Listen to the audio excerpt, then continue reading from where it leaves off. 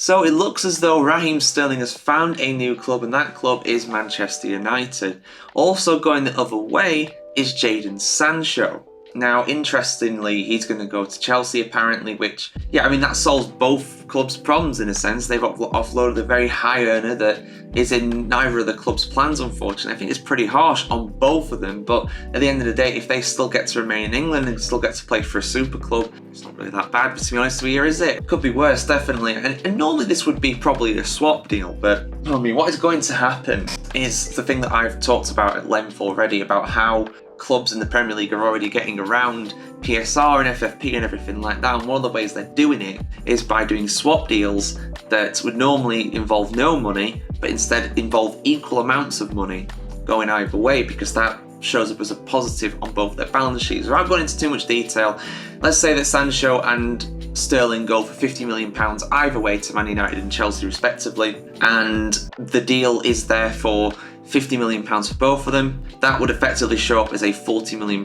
profit for both teams this season. Obviously, they will pay $10 million over the next 5 seasons if it's a 5-year deal, but that's how it would work pretty much. I've done another video explaining that in some more depth as well, but my main question is, and it's something that got asked on the radio when I was travelling around yesterday, is who's getting the better deal here? Who is getting the better deal out of Man United and Chelsea? Because the consensus was, on the radio programme I was listening to, that without a doubt, Man United were getting the better deal here. And I don't disagree. I think if I had to choose one, I would say that Man United are probably getting the better deal here. You've got a player that has proven that he can do it in the Premier League in Raheem Sterling, and a player that so far, unfortunately, has not really proven himself in England, and that is, of course, Jadon Sancho. However, I do feel that Sancho has a lot of potential. If he's in the right setup, if he's playing for the right club, I think he can do really well. He's proven that at Borussia Dortmund, where he was an incredible player, and that's why he earned that big money move to Man United. There's a reason why Man City's academy was so,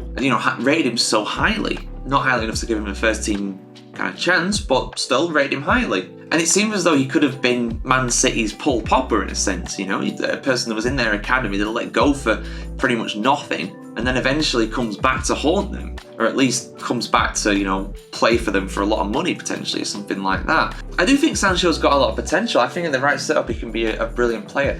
Whether that setup is Chelsea, I'm not so sure, personally. I mean, this would never ever happen, and I'm not saying it should happen, but if it did happen, I think he'd do really well for Liverpool. I think he'd do really well for Man City even, to be honest. I don't see that same style of play with Chelsea. I mean, I know Maresca is one of Pep Guardiola's disciples, as it were, one of his students, but I don't see that same style of play, to be honest, with Chelsea. I see them not being able to play that kind of open and expansive football, if we're being real here. He did very well against Wolves at the weekend, but yeah, I don't see it on that level. He could do really well there. But I think overall Man United have probably got the better deal here too. It does solve a problem that they both have. They've got 2 players earning a lot of money that they don't want to use anymore. Whether that's right or wrong, the fact is that is their opinion and that is their stance. So in that sense, yeah, it's a good deal for both clubs. And I think Sterling he'll do well at Man United. I think he's a really, really good player.